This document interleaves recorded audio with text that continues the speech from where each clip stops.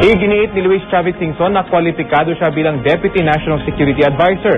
Binatikos naman ang ilang taga-oposisyon ang pagkakatalaga kay Singson, kabilang na si dating Pangulong Joseph Estrada. Ang mainit na balita hatid ni Tina Panganiban Perez. Kabi-kabilang batikos ang sinasalag ngayon ni dating Ilocos Sur Governor Luis Chavez Singson dahil sa pagkakatalaga sa kanya bilang Deputy National Security Advisor. Pinalitan ni Singson si retired Army Lieutenant General Pedro Cabuay. Sinundan ni Singson si NEDA Director General Ralph Recto at Dangerous Drugs Board Chairman Tito Soto sa mga natalong senatorial candidate na itinalaga ni Pangulong Arroyo sa gobyerno. Nauna nang inappoint ang Pangulo bilang NAIA 3 Task Force Head si Mike Defensor, pero binitawan din niya ang pwestong ito kinalaunan. Sabi ni Singson, kwalipikado siya sa pwesto. Matagal daw siya naging chairman ng Peace and Order Council ng Region 1, naging Chief of Police, at matagal ding chairman ng League of Provinces.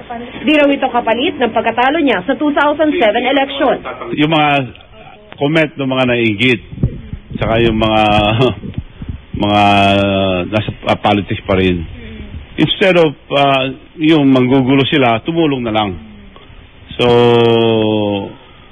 sa aming mga negosyante, parang perwisyo nga ito dahil maraming restriction. Bagamat ginagalang ng oposisyon ang desisyon ng Pangulo, sana raw ay ibinigay ang pwesto sa mas kwalipikado. Sabi ni dating Pangulong Joseph Estrada, wala raw karanasan sa Mindanao si Singson.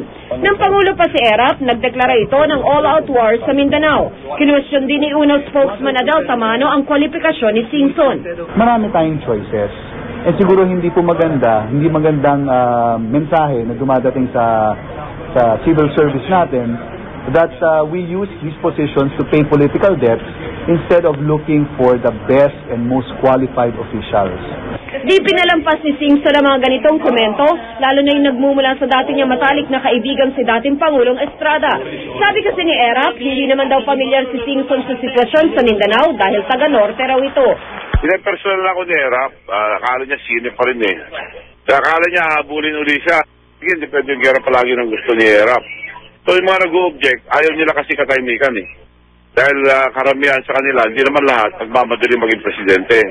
Ipinagtanggol naman ni National Security Advisor Norberto Gonzales si Singson. Kaya naman daw hawakan ni Singson ang posisyon at tutulungan din daw ito ng mga advisor ng National Intelligence Coordinating Agency o NICA.